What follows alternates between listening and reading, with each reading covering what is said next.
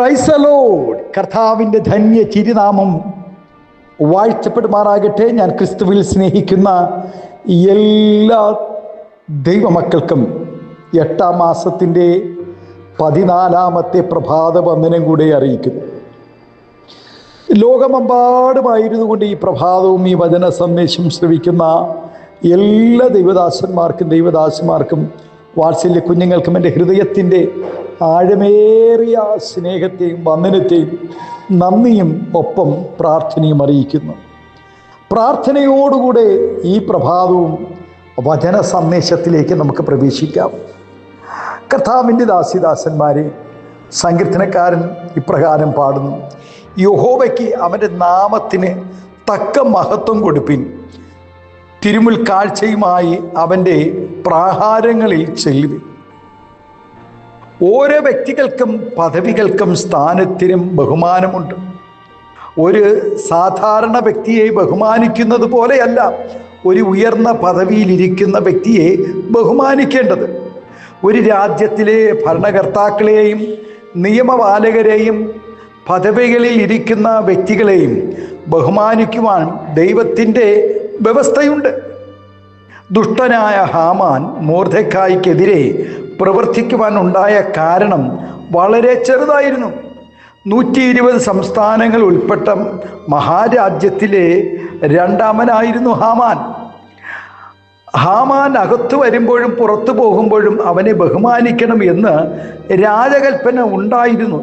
പിന്നീട് നടന്നതെല്ലാം ദൈവഹിത പ്രകാരമായിരുന്നു എങ്കിലും ബഹുമാനം അർഹിക്കുന്നവർക്ക് തക്ക നിലയിൽ അത് കൊടുത്തില്ല എന്ന ഒറ്റ കാരണത്തിലാണ് മൊർദെഖായിക്കെതിരെ ഹാമാൻ കഴുകുമരം ഉണ്ടാക്കിയതും യഹൂദ ജനത്തെ മുടിച്ചു കളയുവാൻ കൽപ്പന പുറപ്പെടുവിച്ചതും.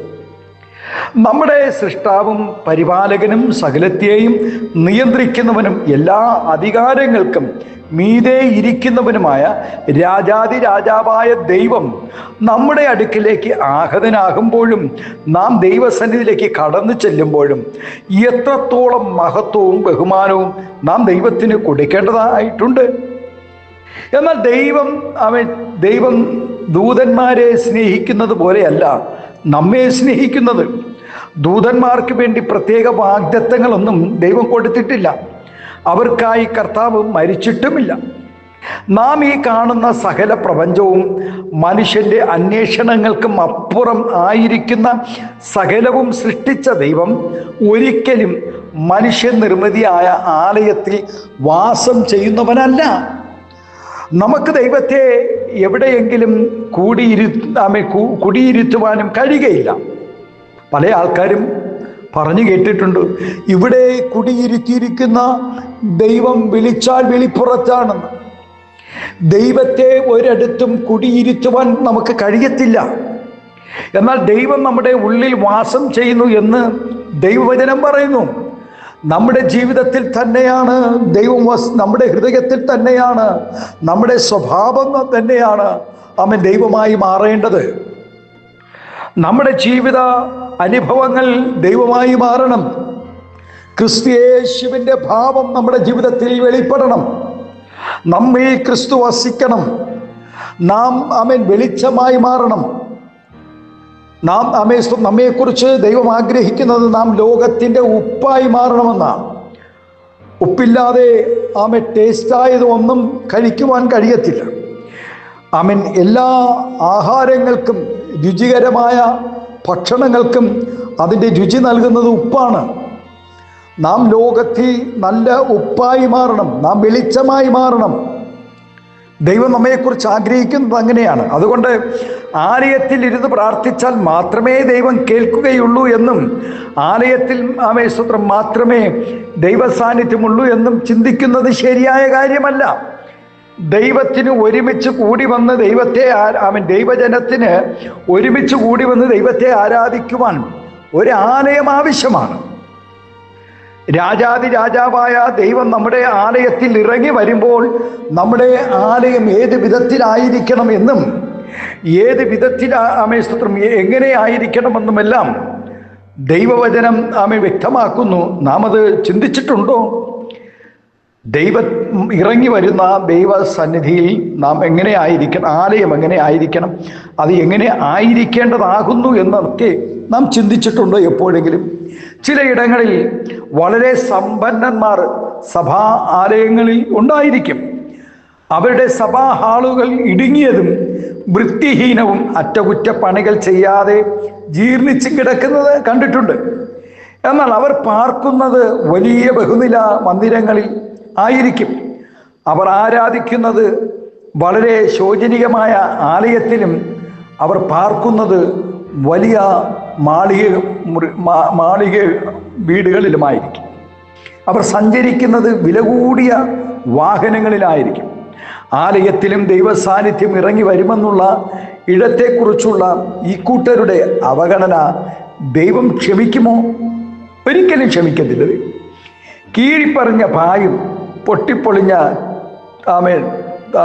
തമ്പേറും ഹാലിൽ ചിലന്തി വല പിടിച്ചും കാലൊടിഞ്ഞ മേശയും ചോർന്നലിക്കുന്ന മേൽക്കൂരയും വൃത്തികെട്ട കസേരകളും ഉള്ള ഇടങ്ങളിൽ ഇരുന്നു കൊണ്ട് ദൈവത്തെ ആരാധിക്കുമ്പോൾ തങ്ങളുടെ വീടിൻ്റെ സൗകര്യങ്ങളും ജീവിത നിലവാരത്തെയും കുറിച്ച് ചിന്തിച്ച് ഒന്നിരുന്നെങ്കിൽ കൊള്ളാമായി.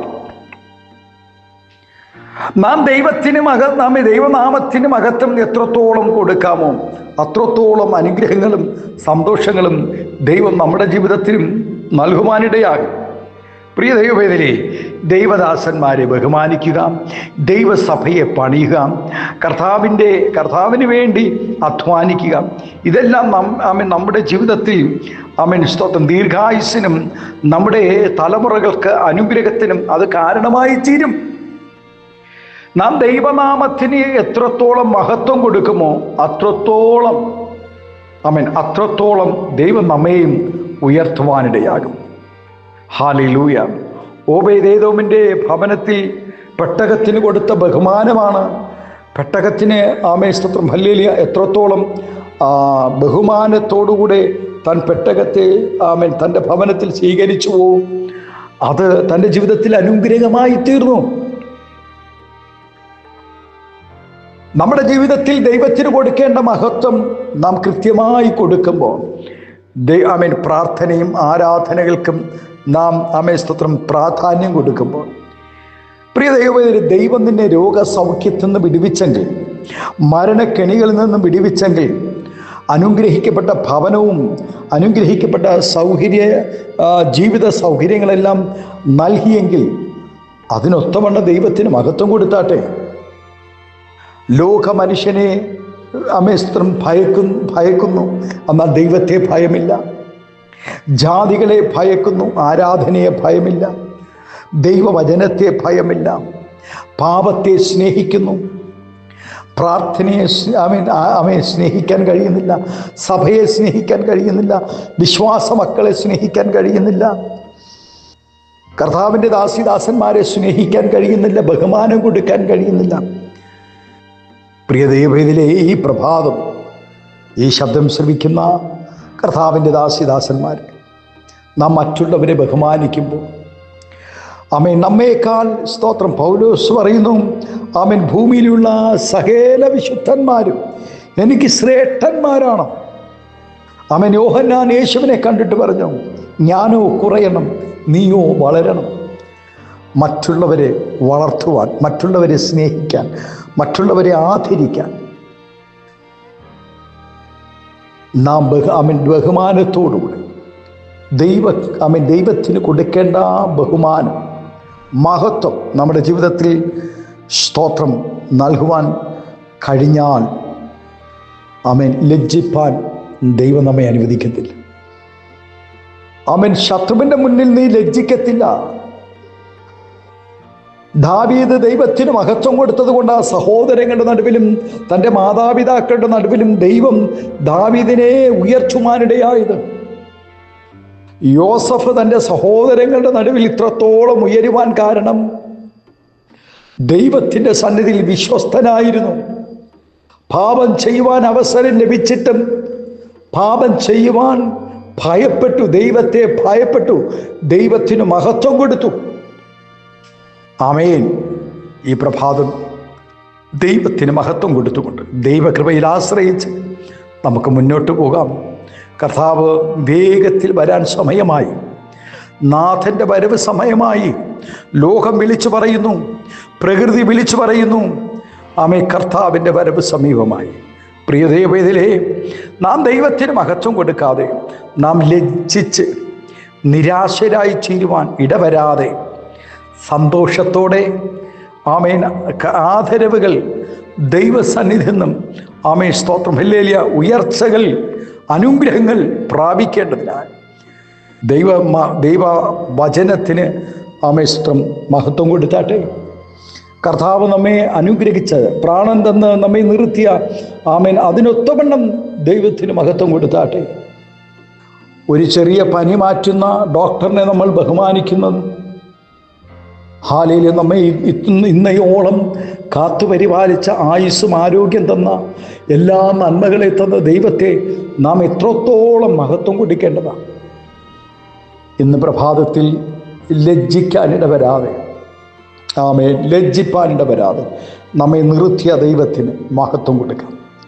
ദൈവത്തെ ആരാധിപ്പാൻ നീ ലജ്ജിക്കാതെ നിന്റെ തലമുറകളെ ക്രിസ്ത്യാനി എന്ന് പറഞ്ഞ് ആമേ ലജ്ജ കൂടാതെ ഹല്ലേലൂയ ആ ദൈവത്തിന് കൊടു. കർത്താവിൻ്റെ വേലയ്ക്ക് വേണ്ടി കൊടുക്കുക, കർത്താവിന് മഹത്വം കൊടുക്കുക. ഇന്ന് പ്രഭാതം നമുക്ക് പ്രാർത്ഥിക്കാം. ദൈവസന്നിധിയിൽ ഒരു നിമിഷം നമ്മുടെ കണ്ണുകളെ ദൈവസന്നിധിയിൽ അടച്ചാട്ടെ. പരിശുദ്ധ പിതാവേ, സ്നേഹവാനായ ഞങ്ങളുടെ നല്ല ദൈവമേ, അനുഗ്രഹം പ്രശാന്തമായ നല്ല പ്രഭാതത്തിനായി നന്ദി പറയുന്ന നാഥ, ഈ പ്രഭാതം ഈ ശബ്ദം ശ്രവിക്കുന്ന എല്ലാ കർത്താവിൻ്റെ ദാസിദാസന്മാർക്കായി സ്തോത്രം ചെയ്യുന്നു. ഞങ്ങളെ ഇതുവരെ നടത്തിയ ദൈവത്തിന് നന്ദിയുള്ള ഹൃദയത്തോട് ആമേൻ ഞങ്ങൾ ദൈവത്തിന് മഹത്വം കരകയറ്റുവാൻ പരിശുദ്ധാത്മാവ് കൃപ ചെയ്തതിനായി സ്തോത്രം. ഈ ശബ്ദം കർത്താവിൽ നിന്ന് ശ്രവിക്കുന്ന എല്ലാ ദൈവദാസന്മാരെ ദൈവം അനുഗ്രഹിക്കണം. ആമേൻ. എല്ലാവിധ നന്മകളും അനുഗ്രഹങ്ങളും പകരം സ്വർഗം അത്ഭുതം ചെയ്യും, മഹത്വം എടുക്കും. യേശുവിൻ്റെ നാമത്തിൽ കൃപയോടെ പ്രാർത്ഥന കേൾക്കണമേ സ്വർഗീയ നല്ല പിതാവേ. ആമേൻ, ആമേൻ. Thank you. God bless you. ദൈവം എല്ലാവരെയും ഈ പ്രഭാതം ധാരാളമായി അനുഗ്രഹിക്കട്ടെ. Thank U.